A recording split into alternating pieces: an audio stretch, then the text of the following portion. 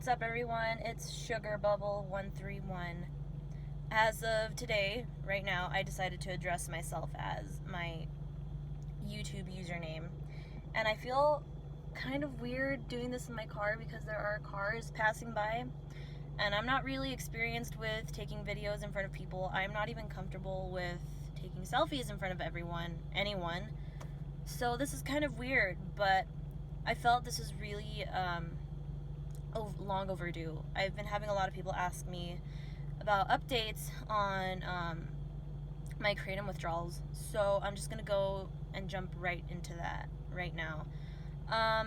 It's been exactly, you know what, I'm not gonna say exactly, I think it's been like a month since I stopped taking Kratom. Since that last video that I posted, that night got really bad really fast. I was sweating profusely. I've had so many people tell me, like, you don't look that bad, like, you'll live.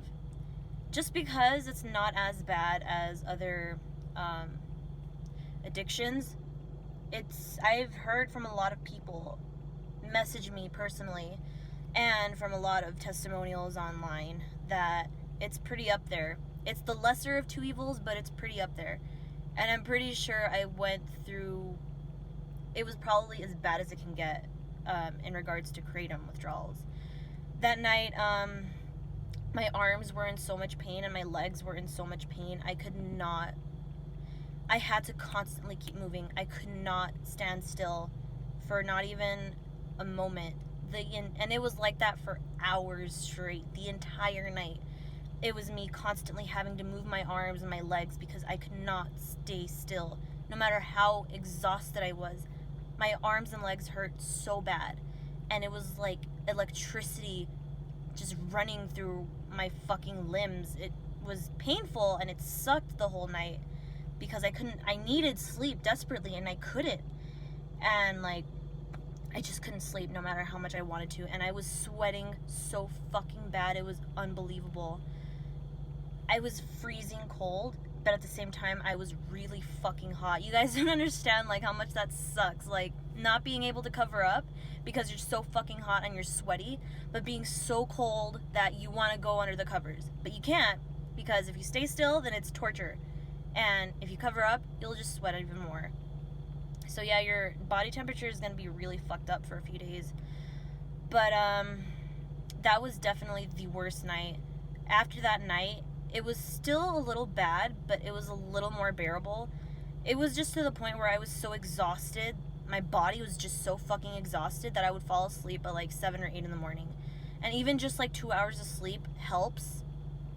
You'll be good for the day. You won't be able to sleep more than that probably. Everyone is different, but for me, it was pretty bad. I couldn't sleep at all. And when I did sleep, it was just because my body was just giving out and I couldn't be awake any longer. But I think it took, the worst of the symptoms were honestly peaked by the second and third day, both those days. And then on the fourth day, I still felt shitty, but it was getting a lot better. By the fifth day, I was still having chills here and there. It was more the depression and the fatigue that was really hard. The emotional part. The physical, it still sucked. I still couldn't sleep. It took, for me, about a week to be able to sleep. I still have a little bit of trouble sleeping here and there, but it's nowhere near as bad. It's nothing that a little Benadryl couldn't fix. Anyway, my advice to you guys, any of you that are going through withdrawals, is keep busy as much as possible. You're not going to want to work. You're not going to want to do anything, but you have to. You absolutely have to, because the more you sit around, it's just torture. Time goes by so slow since you're not on Kratom, you're not on that high anymore. Now that you're completely sober and going through withdrawals and you're probably suffering or you're probably having not such a good time is going to go by really slow. So just keep busy. No matter how much you don't want to do anything, you have to force yourself to do it. You're going to be really unmotivated. Be prepared for that. Very unmotivated, very fatigued, very moody and emotional. You can't let that stop you. Force yourself to do it. You can do it. I did it and I was going through the worst of it, but I forced myself to do whatever. And that honestly just helps time go by faster and just take your mind off of the fucking withdrawals. Right now I feel 100%, you know, it's still a little weird being sober. It's so weird to say sober, like, I've never had to deal with any of this kind of thing before, but yeah, being sober was definitely, I feel like my body needed it, even though emotions can be overwhelming right now because I'm feeling raw emotions all the time and the kratom isn't there to numb the feelings anymore. I feel like at the same time, even though it is overwhelming, my body, like, needed to feel. It was like, finally, like, I'm feeling something, you know, like, I'm learning to cope again without kratom. And I'm not gonna lie, it is hard once you're off kratom. If you've been on it for a long time like I was, you forget how to cope with anything in life. So that part is coming to me a lot faster than I thought. I am beginning to learn how to cope with myself again without the use of kratom. And if there's anything that I missed or that I forgot, if you guys have any more questions that you want me to answer, feel free to comment in the section below. What else was going on?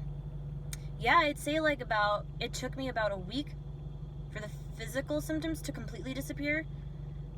The insomnia, after a week, there's nothing that some NyQuil or some, I know it's not good, but like anything helps. Like any of that stuff will put you right to sleep. And then the emotional part of it probably took about another week and a half to get me 100, to get me at 100%. Okay, we're not going to use that slang here. But honestly, what I can tell you is that there's always a light at the end of the tunnel. So if you're going through this right now, just know that you're going to soon be like me, where you're not suffering anymore. You're going to be okay. Just push through each day. Just push through. And that light at the end of the tunnel, just keep on thinking to yourself, this is going to be over very soon. Be thankful that it's not as bad as other addictions where it lasts about a month. No, it's just a few days of pain, a few weeks of no sleep. Well, trust me, like, once the physical symptoms are over, you are going to be so fucking glad that you're not going through that the emotional part and the no sleeping part is going to be a breeze. Trust me, it's such a huge, like, sigh of relief after the physical symptoms are done. After the physical symptoms are done, anything is cake. It's all up here. Just keep pushing through. Again, if you have any questions, feel free to comment below. And another thing I wanted to address, if I get any hateful comments, when I have the time, I don't stay fucking quiet. I will fire back at you with everything that I've got, and please don't try me because I'm feisty. When I have the time, though. Like, I don't always have the time to be picking fights with everyone, but when I do, I have a lot of fun with it. So don't tempt me with a good time. Anyways, nothing but love for everyone that's going through this. It'll get better, trust me. Bye.